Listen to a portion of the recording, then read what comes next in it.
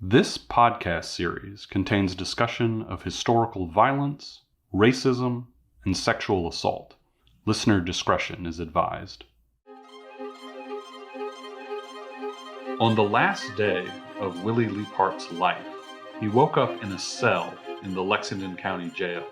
It was the same cell he had woken up in for 3 months, ever since he was arrested and charged with breaking into a South Carolina home and attacking an 18-year-old white woman. Willie, 16, had been convicted of raping Rosa Cannon in what was seen as one of the most heinous and deadly crimes a black man could face in the Jim Crow South. He was being held in the jail pending his execution.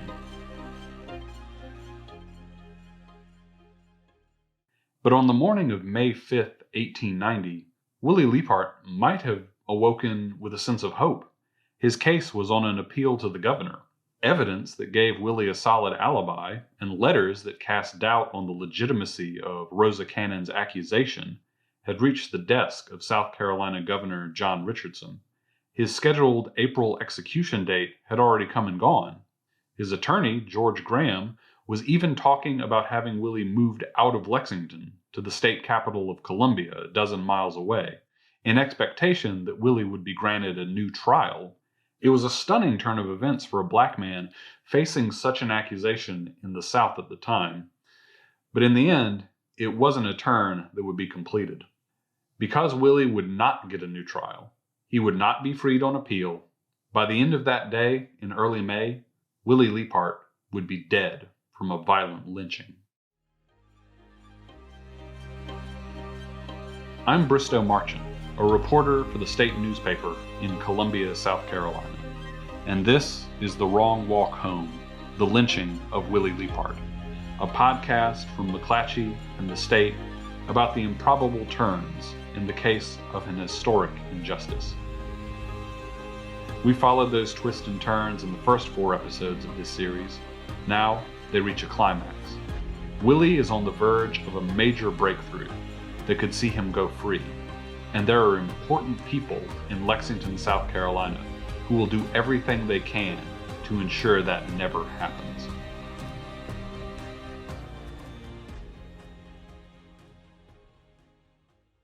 Willie Leiphardt's story is one with enough drama, intrigue, and reveals for a podcast series, but it's also a tragedy.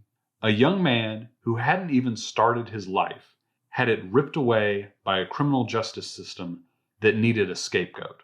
Someone had to die for Rosa Cannon's honor, and Willie was just in the wrong place at the wrong time. He died for a charge that may itself have been a convenient cover story. And the real tragedy is Willie's death wasn't even that unusual.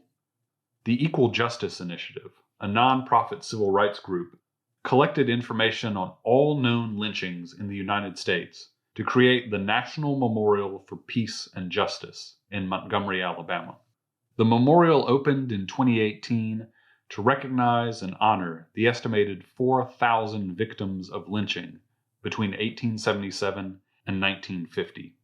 During this period, which historians have labeled the nadir of American race relations, violence was a common tool to police African American civil and political rights and maintain a white-dominated government and society, especially in states like South Carolina, where at the time a majority of the population was black.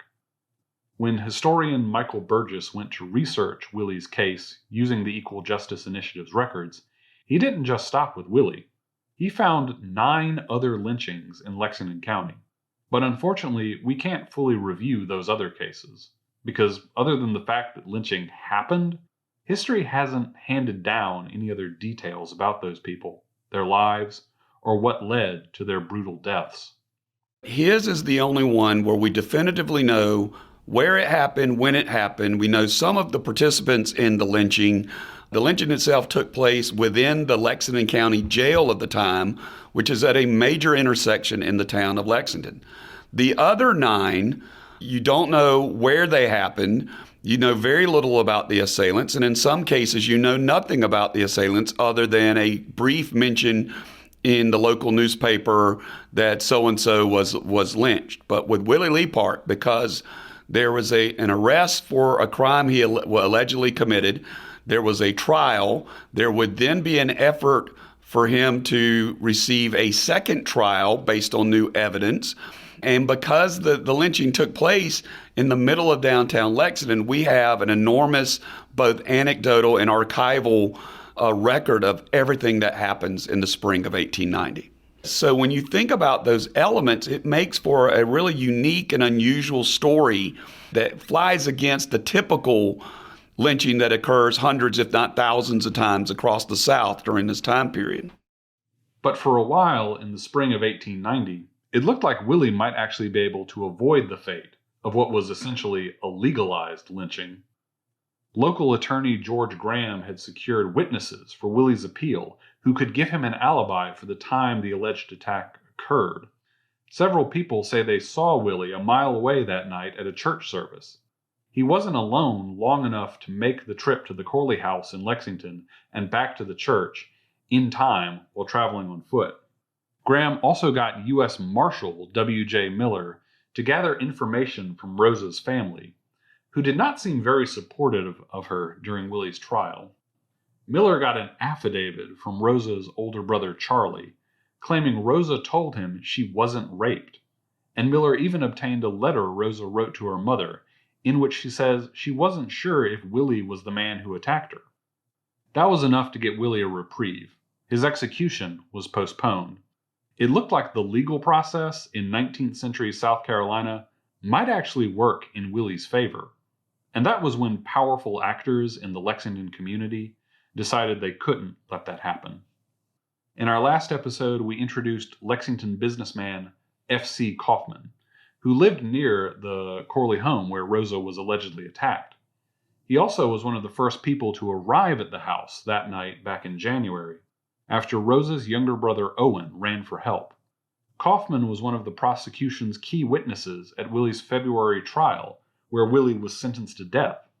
Kaufman must have felt a personal stake in Willie's trial, having a particular outcome. Kaufman was also a local political operative for Benjamin Tillman, who was campaigning for governor at the time. 1890 was an election year in South Carolina, and Tillman was leading a populist challenge against the establishment Democrats who controlled the state government. Part of that campaign was whipping up white voters' prejudice against South Carolina's black population, which had only been freed from slavery and given political and civil rights 25 years earlier. While figures like Governor Richardson at least wanted to uphold the letter of the law established after the Civil War, Tillman represented those who wanted to roll back the gains made by black people, including a tacit endorsement of whites taking the law into their own hands when it came to blacks accused of breaking Jim Crow rules about how white and black people should interact. In that framework, Willie was a prime target for a lynching, whatever the courts or the governor had to say. And that's exactly what Kaufman went about organizing. We talked before about how Lexington County Sheriff George Drafts went about protecting Willie from a lynching while he was being held in the county jail. Here's how a South Carolina newspaper described the preparations ahead of Willie's trial. Sheriff Drafts, as soon as he heard of the threats and preparation for lynching, surrounded himself with a dozen of the bravest men of the county, and they, with himself, every night since Monday, have been locked up inside the jail, and the keys of the premises were taken over to Solicitor Nelson at the hotel, who retained them in his possession until the morning.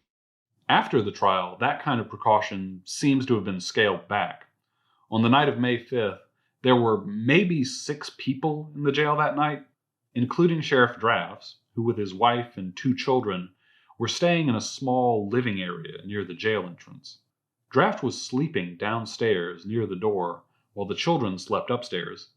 That was until about 2 a.m. when a commotion awoke the sheriff with a start. Here's how Drafts described it in a deposition he gave after that night's events. My wife said they had knocked at the door once before I heard it. She had waked me up, said somebody was out there. I heard the knock again and someone opened the door. I raised up. Someone said, "Knock it open." Before I got out of bed and got my pants on, the door was knocked open. Suddenly, the sheriff was confronted by an estimated 25 to 30 men, some of them wearing masks, who forced their way inside the jail. Several of them were armed with guns. The room was full. They demanded the keys. I told them I could not give them up. A party gathered me and took me in the passage. They said they were going to have them. My wife and daughter commenced to holler, got real excited and said, "Don't hurt him." They said they were not going to hurt Mr. Draft. Some 2 or 3 shots were fired in the room. I talked and reasoned with them for 15 or 20 minutes. They said they were going to have them. My wife and daughter said, "Give them to them." The armed intruders eventually forced their way into the cell block where Willie was being held. As soon as he opened it, I said, "Gentlemen, if you are through with me, let me out." And I walked back in my room. And there Lexington sheriff sat in a darkened room while he listened to a torrent of gunshots break out in the cell block. He told investigators he heard an estimated 75 to 100 shots fired that night inside his jail. There was at least one other person in the jail cell that night. A white man, Charles Gates, is also sitting in the cell with Willie, although it's unclear if he's a fellow prisoner or a guard. If it was the latter, Gates was no help in staving off the mob. This is Michael again. Well, we think that's his name because he also goes by another alias of Foster. And he's also referred to in some articles as this bogus detective.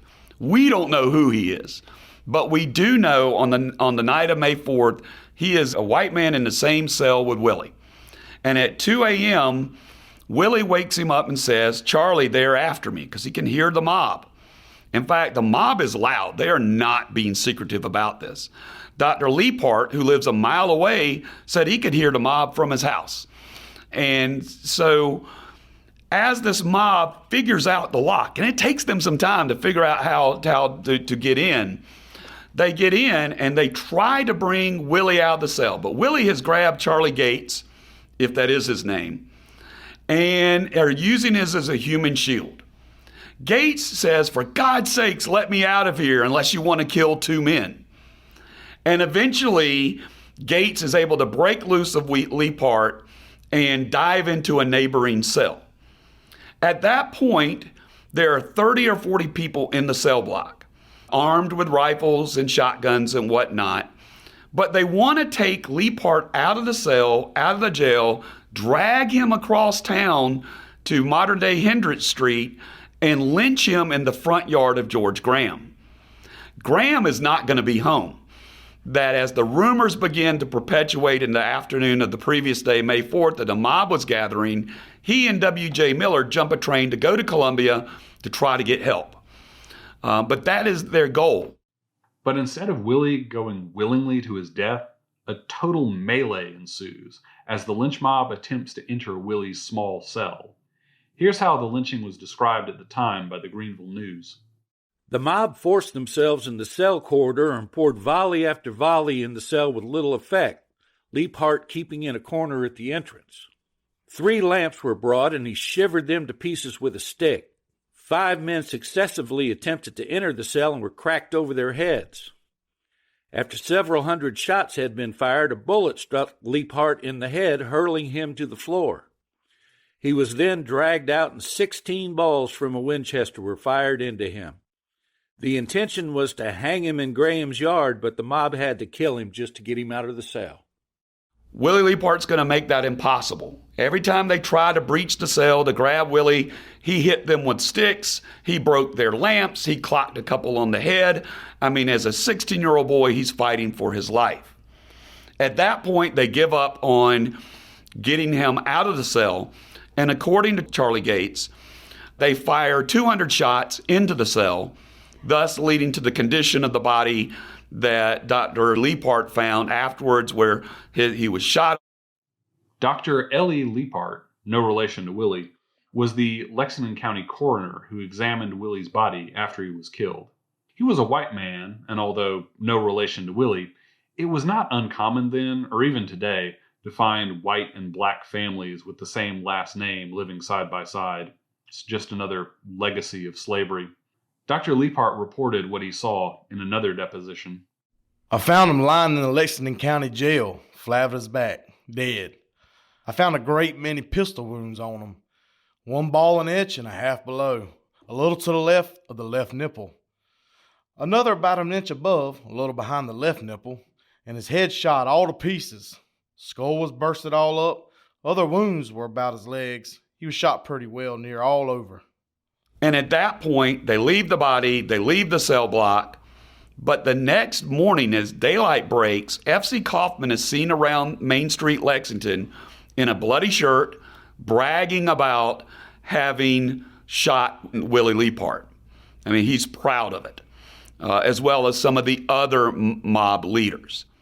And from there, before the governor can send out the Attorney General of South Carolina to examine the body, they quickly put him in a casket and maybe just rolled him up in a blanket and took him out to the African-American potter's field and throw him in an unmarked grave. Willie Leapart was only a child when he died, a teenager who spent the last 3 months of his life in a jail cell because of a crime it was virtually impossible he could have committed. We know almost nothing about his life outside of what's on the public record in this case. And whatever else that tells us, it also records that Willie died as a convicted rapist. It also tells us that those responsible for his violent death would never face any real consequences for killing him.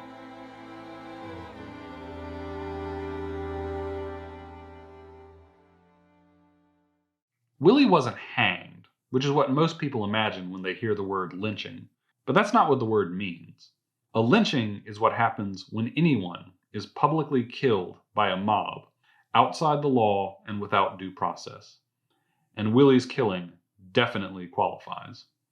Given all the attention that had been paid to Willie's trial, the news about the lynching quickly became big news in the newspapers of the time, and it was helped by the fact that members of the lynch mob didn't really try to hide their involvement with Willie's death.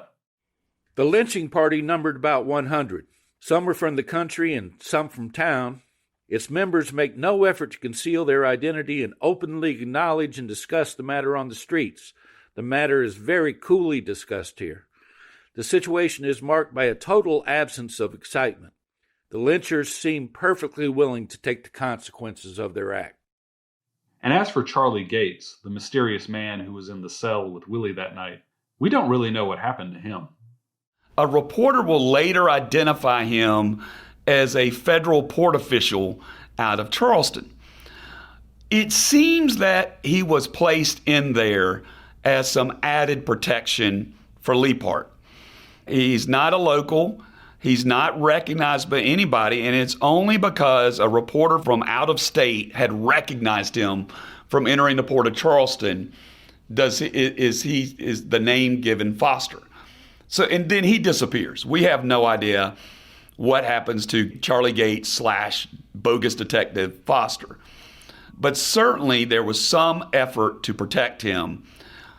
But when that time came, self-preservation for Gates Foster won out over doing the job he was called to do.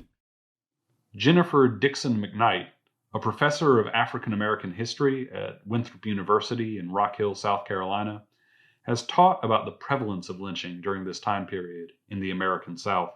As shocking and flagrant as Willie Leapart's murder was, it actually wasn't that unusual at this point in history. In some cases where these folks in Lexington broke into the jail, it wouldn't be uncommon in other places for the jailer just to open the door and let the people in. And it wouldn't be uncommon for lynchers to get a hold to the person before they ever even make it to the jail. She cites some other examples of just how dangerous the South at this point could be for Black men facing accusations of wrongdoing. I will point to two specific pieces. One, the story of Claude Neal. It was a lynching down in Florida, Marianna, Florida. One of the things that's interesting about lynching, and that gives me as a scholar pause whenever I study lynching, particularly specific cases like Claude Neal's, like this gentleman in Lexington, South Carolina, it's the fact that lynching becomes a spectacle and it's incredibly public, which also speaks to the level of lawlessness. But in so many other southern cities, whenever Claude Neal was, and they moved him, he murdered a woman or was allegedly murdered a woman in Florida.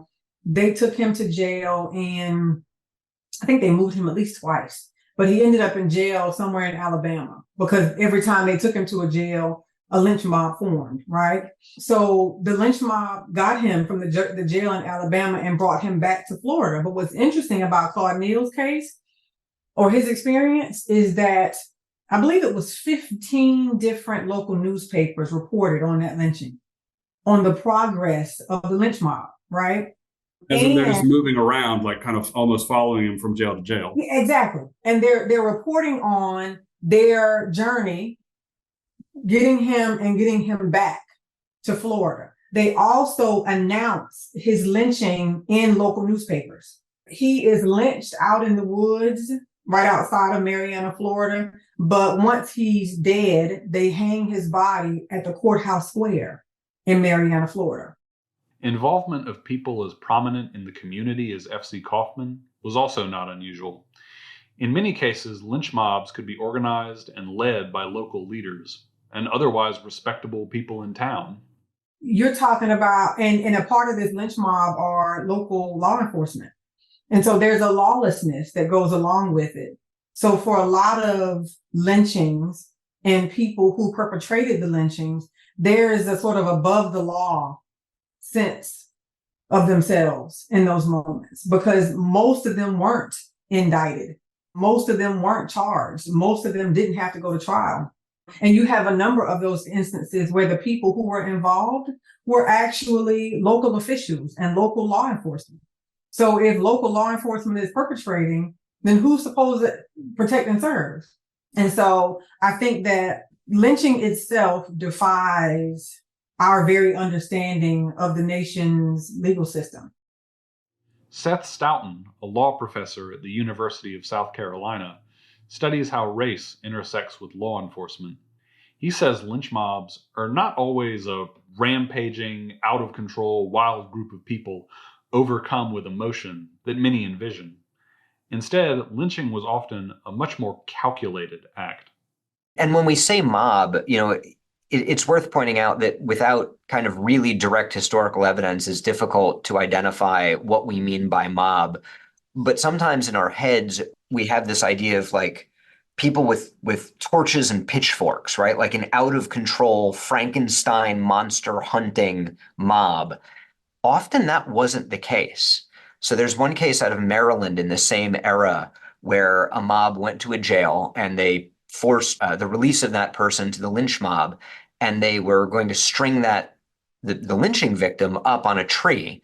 And a doctor came out and said, "Hey, look, guys, my wife is really sick right now in the house back there.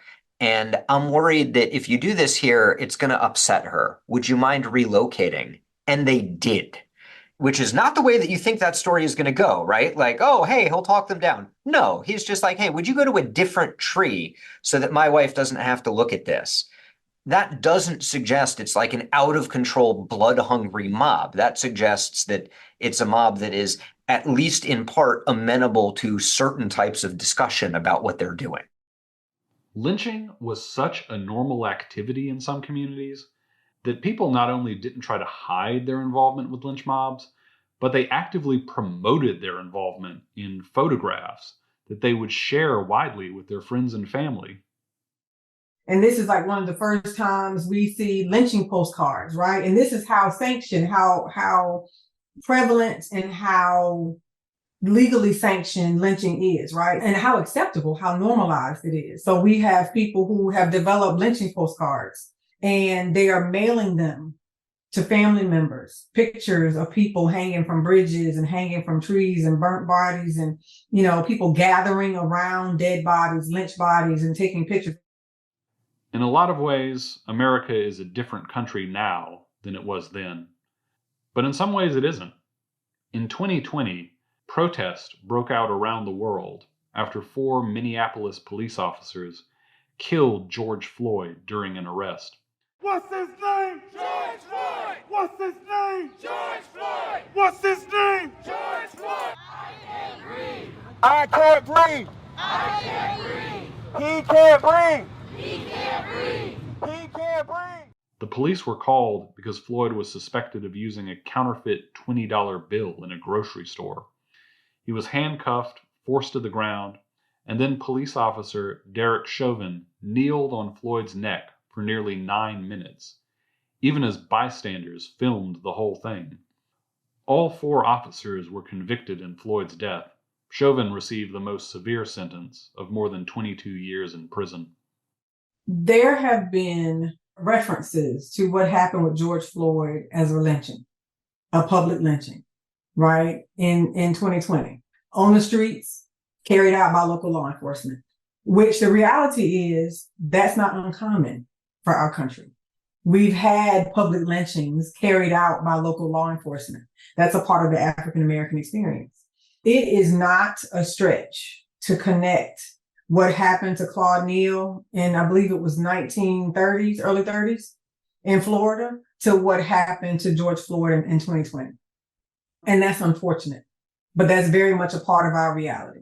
You know, one of the things that I often say is, you know, a lot of the conversations that came up around the George Floyd incident or his murder, that came up around Breonna Taylor, around Tamir Rice, and the list goes on and on and on, right? The reality is that the Black community does not have and has not historically had a healthy relationship with law enforcement. I don't care how you twist it. I don't care how you turn it. I don't care how you fix it. That's just the reality, right? And a large part of that comes from that legacy of lynching. We're still gonna be victorious no matter what. You can keep on shooting us. We still gonna keep on fighting. It don't matter. We are doing this for our youth, for our babies, for our baby boys, our baby girls. We out here, you know, chanting for Black Lives Matter because our lives matter. But despite that history, an effort would actually be made to hold Willie Leiphardt's killers accountable. Sheriff Drafts said he could not identify any of the men who broke into the jail. It was dark and many of them were wearing masks. But the sheriff later told investigators that he did recognize the sound of one voice under the mask, F.C. Kaufman. The next day, Draft said he even heard Kaufman proudly proclaim his part in the crime, even with the sheriff himself present. I heard Mr. Kaufman say he was in there and that he was responsible for it and that he had lynched the man. And Kaufman wasn't the only one. Another local man, Pierce Taylor, also said he was present for the lynching in front of Sheriff Drafts. The sheriff told investigators Taylor was outside the jail the next day when Drafts brought in the jury for the coroner's inquest. Taylor casually said, "I was in there last night." One reason Drafts was able to so confidently identify Kaufman's voice in the jail was because in this small town, the two men knew each other quite well. Both had long attended St. Stephen's Lutheran Church together, and even today the two men lie near each other in the church cemetery in the middle of downtown Lexington. Everybody knew everybody. Certainly that's going to play a huge part that Sheriff Drafts and his wife went to church with F.C. Kaufman. When it comes time to answer the question, could you identify any of the members of the lynch mob? And visibly no, because it's dark in the jail and they have masks, but they both recognize Kaufman's voice. Now, the next day, Kaufman doesn't help his situation any when he goes out on the street of Lexington and essentially boasts and brags and, you know, pats himself on the back, complete with bloody shirt, that he killed Willie Leiphardt. But at the coroner's inquest, what was admissible in court is the statement of the Drafts family to say, yeah, we heard his voice. Because of this, and probably because of the political atmosphere at the time and the publicity around the case, something unusual for a South Carolina lynching would happen. Kaufman and Taylor would both end up being indicted for Willie's murder. They would be put into the jail that they were accused of breaking into, and later go on trial in the same courthouse where Willie was convicted earlier that same year. It's an odd full circle moment for Kaufman, the man who somehow was at the center of this story from the beginning. It's important to note, you know, how when we step off from here, how close F.C. Kaufman is to the Corley home, and that Kaufman is one of the first people that's going to encounter young Owen Corley, who leaves the home looking to go get help. Kaufman is going to end up being a witness at the trial itself. Kaufman is very involved in this in more ways than you would think he would be. Certainly when he commits lynching, he has to feel confident that no court is going to convict him, but certainly the night of January 26, 1890 sets in motion a completely different trajectory of life for F.C. Kaufman. Why do you think Kaufman is so central to this story from beginning to end?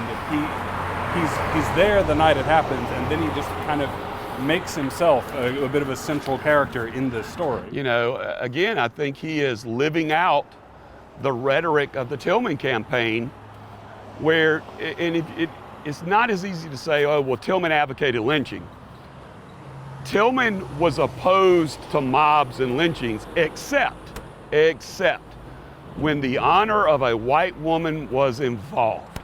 That when you see Tillman say things such as after Booker T. Washington visited Theodore Roosevelt in the White House, the first African American to dine with a president in the White House, and that essentially, and I'll paraphrase to keep the language clean, that 10,000 African Americans will have to be lynched in the South till they know their place. Here again, it wasn't just because of dinner with the president, but because Roosevelt's daughter sat at that dinner as well. And so I think Kaufman, who has a reputation as a great orator, is embodying the rhetoric, the defense of Southern white womanhood. And the argument by the Tillman movement, you take the farmer stuff out, is that these conservative elites, the Hampton crowd, have appeased and accommodated African Americans and have created a situation where our Southern white women are in danger because of this conservative elite's laxness in defending Southern white womanhood.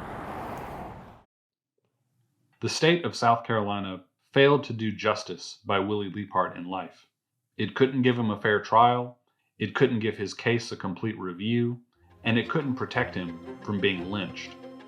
In the trial of F.C. Kaufman and Pierce Taylor, the state had a chance to deliver justice for Willie after his death. But if you've listened this far, you can probably guess how that's going to turn out. Next time on The Wrong Walk Home. The lynchers seem perfectly willing to take the consequences of their act. That's actually remarkable just in and of itself. I think it's fascinating in another one of those questions we might never get answered. It's just more fuel for conspiracy theories. But I do want to make sure that those other values don't lead us into a trap of patting ourselves on the back. Because we know it was swept under the rug, yes. And it's not under there by itself. Mm-hmm. But it's just, we got to pull it out in order to talk about it. I'm Bristow Marchant. The Wrong Walk Home is a product of the State newspaper. It's produced by Loumay Alesali, Jennifer Molina, Hrisanthi Pickett, Kata Stevens, and Joshua Boucher. Special thanks to Don Blount. For lots more on this story, visit thestate.com/Liepart. If you have more details on Willie Liepart's life, death, or descendants, email me at bmarchant@thestate.com.